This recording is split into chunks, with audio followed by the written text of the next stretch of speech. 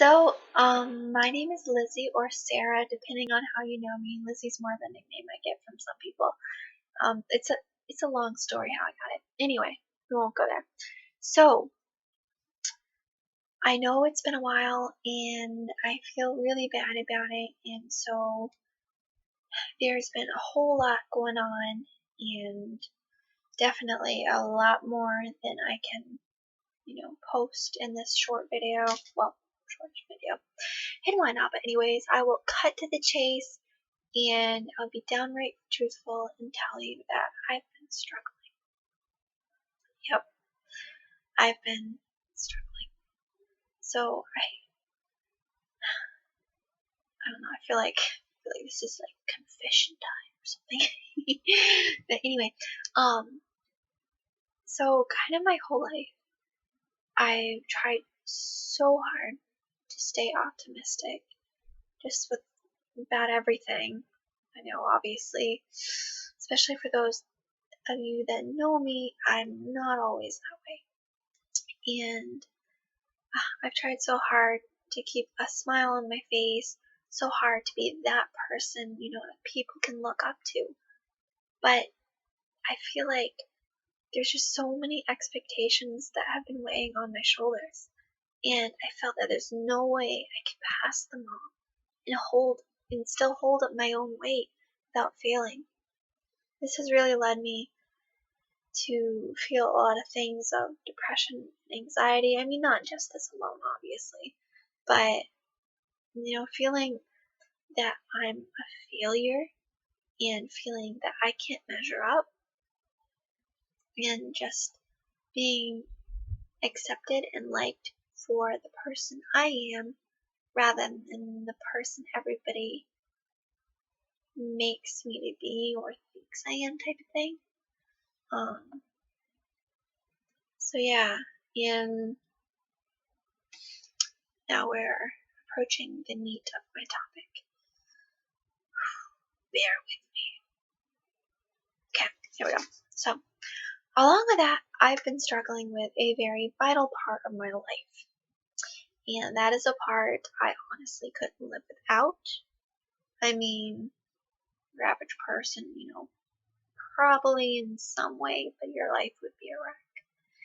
But anyway, this is like something Satan is really, I can tell, he's really, really trying to distinguish. And that's my fire, my spark, and my faith for God and for Jesus Christ. And for Jesus Christ, there has been so much going on. Everything from family, friends, future plans, personal difficulties, medical issues, and, just my busy little life. I've come to notice a reoccurring pattern. And it's sad. It's probably pretty common with a lot of people.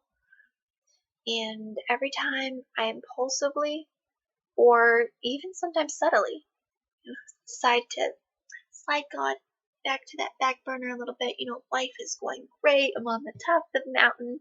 I don't need God's help, right? And no, yeah, I do. And anyways, when I do that, it always seems like life gets a little tougher. Yep. Sure, during these times, I cry out to God again when I need or want something. But oftentimes, I was really only doing that when I needed something. So, for regards to self-desire, I wasn't taking the time to see. Basically, I wasn't taking the time to see what God might want in return. No, I was being selfish. So, our relationship and fellowship with Jesus Christ, I realize now it isn't something that we should take lightly. For instance, Christ is not our spare tire or play toy. An example, let's say you have a good friend. So, you like this guy or girl pretty well. I mean, not necessarily boyfriend, girlfriend, maybe, or maybe just a really good friend, And yeah, actually, I don't think this situation would work for boyfriend, girlfriend, but anyway, could. So you look up to them, you admire them, you think they're really kind and they love helping out or whatever. Maybe they've offered to help out in the past. But the catch is you only really talk to them when you need something. Or, that could be like anything. It could be a little bit of cash, hitch a ride, maybe you need some advice or prayer, etc. Stuff like that. And when you ask, they're upfront and ready to help, and you're so excited and pumped at how they've been such a blessing in your life, and you almost feel the need to get a little bit closer to them. But then once your need is gone, your want is satisfied for the meantime. It's like you slide them away again. Your distant friends, you don't have that closeness because that need isn't there, so you don't feel it.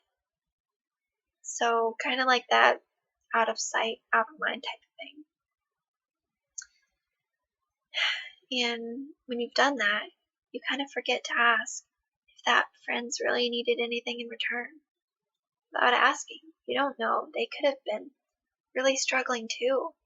They could have been that one person that's just trying so hard to stay positive on the outside, but really in the inside, they're hurting. Yeah.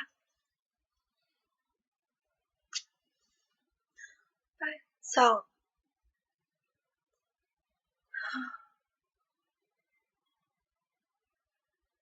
alright.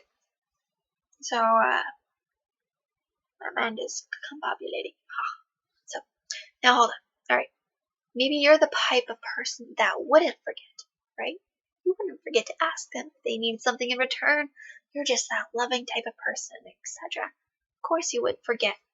Alright.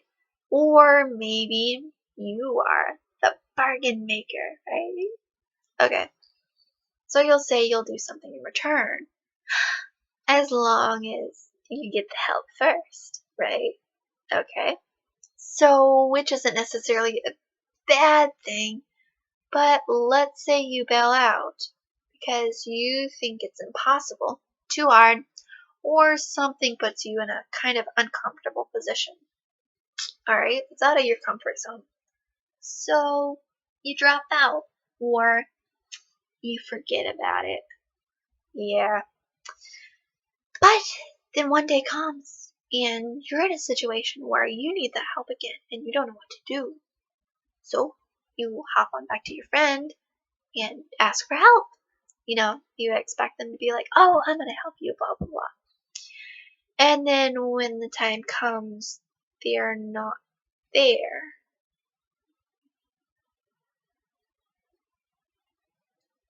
And then you're cry out wondering why they don't help you anymore. But then again, you've never really helped them. Okay. Anyway, that, my dears, is called a failing one-sided relationship. One-sided. Alright. To wrap that up, because that's kind of like a lot of information. I can't believe we're almost close to 9 minutes. Has it really been that long? It doesn't seem like it's been that long. I know I talk a lot. I'm sorry. We'll try to wrap this up a little bit quicker. Alright, so here we go. I have a spoiler alert. I do have a little notepad on my iPad. Yeah. It kind of helps keep me on track because I go on rabbit trails all the time. As you can see, I'm going on right now. Okay.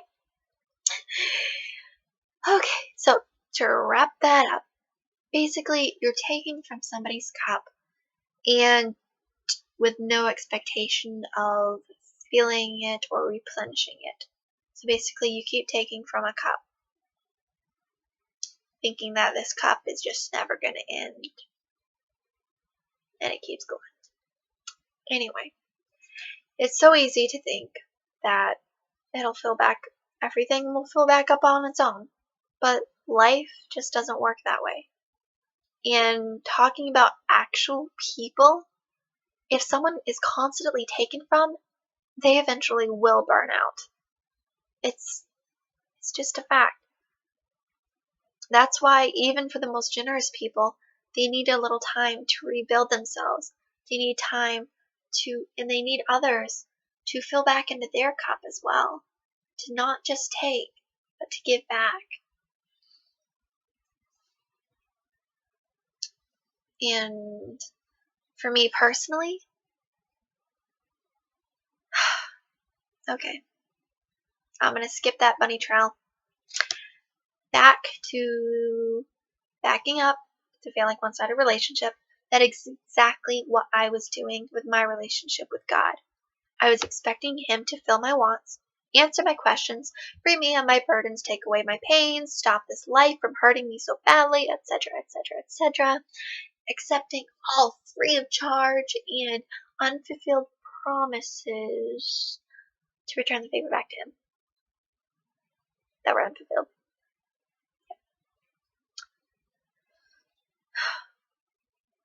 I was not willing to put down my desires in return to do something for Christ, even if it was difficult or easy. To tie it up, recently, God's brought some pretty amazing people into my life, and He is continually opening my eyes through them. It's so sad, and I hate to admit how selfish I had started to become, and how off track I was getting. I was getting to the point of letting my outward appearance in relationship with others to change my relationship with Christ. I was letting my situation change who I was, rather than who I am changing the situation. That's how it should really be. Taking a moment to reflect, I see where I was wrong now, and opening my eyes to how easy it is to lose track of what truly matters in life. So that's it in a nutshell. In some ways, and what I've, kind of been going through, of course, without the whole detailed and physical situation. But I just want to genuinely encourage you. Just keep pressing on. We all make mistakes, and we all get it wrong sometimes. We fail, we fall down. But the difference is when you choose from that falling down position is when you choose to find determination and to get back up, to not stay down.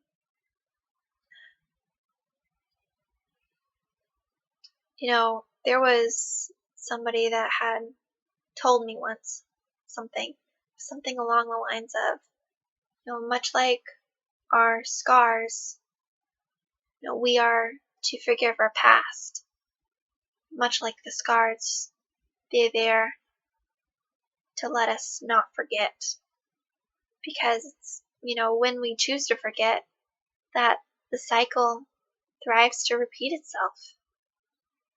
And obviously, we don't want a continuing cycle like that. Anyways, I didn't want to go over 15 minutes, so I better wrap it up. Enough of my rambling and ranting on. So I pray you're all really doing well, and I hope you all take care. Please keep pressing on. Don't give up. If there's anything I can do to help, feel free to comment below, subscribe. Hopefully I will get some more videos up. I'm thinking about possibly doing a Bible study, or maybe doing even a commentary on like some of the Christian songs and stuff like that. I thought that would be cool. But anyways, if you have any thoughts or suggestions, feel free to comment below, and I will see you all in the comments. So have a good night.